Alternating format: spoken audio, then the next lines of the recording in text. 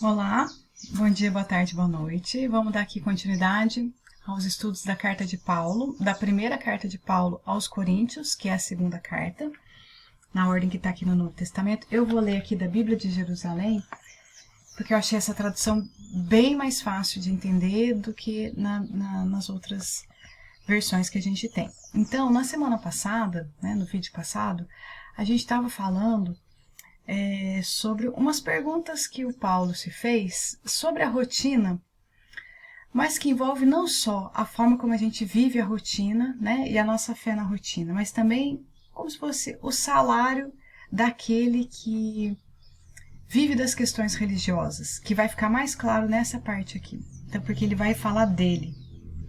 Até então ele estava fazendo perguntas em relação, por exemplo, alguém que cuida de ovelhas, alguém que cuida de gado, não pode se servir desse leite? Ou seja, aquela pessoa que é trabalhadora de uma casa, de uma instituição religiosa, não importa qual, ela tem direito a um salário? Ou ela tem que trabalhar gratuitamente? Mas como é que, se ela vai trabalhar, ele mesmo, o caso dele, ali pregando inteiramente, como é que ela vai trabalhar? Mas a gente lendo Paulo e Estevão, a gente sabia que ele trabalhava, e que ele fez questão de se manter com o trabalho dele.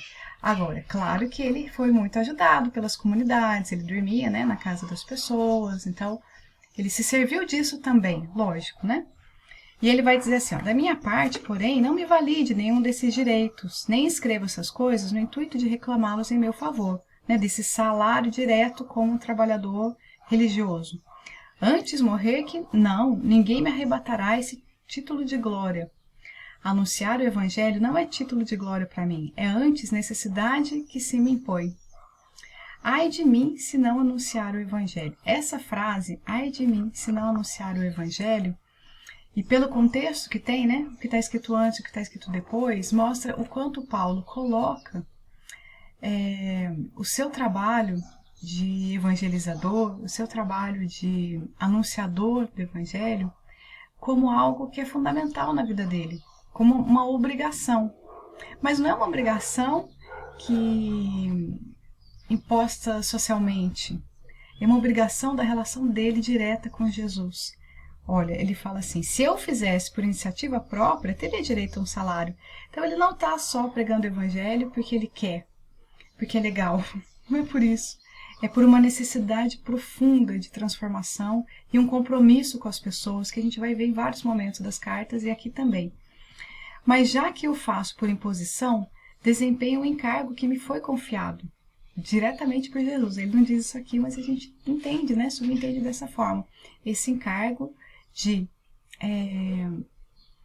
compartilhar o conhecimento do Evangelho, a vivência do Evangelho, foi confiado a Paulo diretamente por Jesus. Qual é então o meu salário? É que pregando o Evangelho, eu prego gratuitamente, sem usar dos direitos que a pregação do Evangelho me confere. Está falando dele. E aí ele continua. Ainda que livre em relação a todos, fiz-me servo de todos, a fim de ganhar o maior número possível. Então ele marca aqui para a gente que essa relação de trabalho, de ocupação útil com um salário, muitas vezes ela é marcada por alguns limites que o Paulo não se coloca.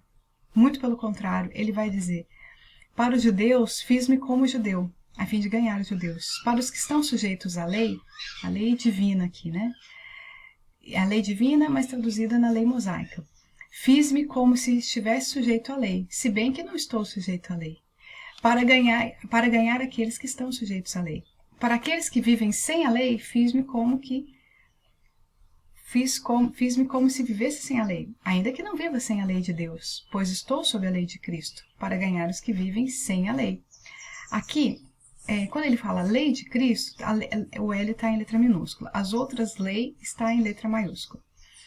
Para os fracos fiz-me fracos, a fim de ganhar os fracos. Tornei-me tudo para todos, a fim de salvar alguns a todo custo. E isso tudo eu faço por causa do Evangelho, para dele me tornar participante. Então aqui, muito interessante, porque todas as cartas de Paulo, ela tem um contexto, uma linha de raciocínio. A gente vai estudando aqui miudinho, porque é denso, Mas, assim, ela tem uma linha de raciocínio. E aí, então, ele estava falando sobre essa questão de ser trabalhador, de ter um salário e a forma como ele trabalha, que é belíssima, né? E combina muito com o que Jesus fez. Não só a gente percebe isso nos evangelhos, mas nos outros textos, por exemplo, nos livros de Tolstói, psicografados por Tolstói. Porque Jesus fala com cada um conforme aquela pessoa é capaz de entender. E aí ele fala isso aqui, né? Então, para quem é judeu, ele fala assim, ele se mostra num contexto do judaísmo. Não por falsidade, é óbvio, né? Mas aquilo que é coerente com ele. Para quem não tá, para quem não é do judaísmo, que ele fala, né? Viver sem a lei, então das pessoas das outras religiões, ele vê desses outros pontos de vista. É claro que ele está sob a lei divina, mas não sobre a lei mosaica mais. Ele já superou isso. Mas para cada pessoa, ele fala, ele se posiciona conforme aquela pessoa pode entender. Porque é respeitoso e ele fala, tornei-me tudo para todos a fim de salvar alguns. Ele faz isso não por ele, mas para que as pessoas possam compreender a mensagem de Jesus. Porque aí ele fala no final, eu faço isso por causa do Evangelho, para dele me tornar participante. Ou seja, o que o Paulo está dizendo para a gente? Que não basta eu estudar o Evangelho, não basta eu aprender o conteúdo, eu tenho que colocar isso em prática e eu tenho que partilhar isso com as pessoas, né, para que mais pessoas sejam tocadas. É claro que de uma forma respeitosa, como ele mesmo diz, e não impositiva, pelo amor, né, e não pelo poder. Mas a gente termina aqui e continua semana que vem.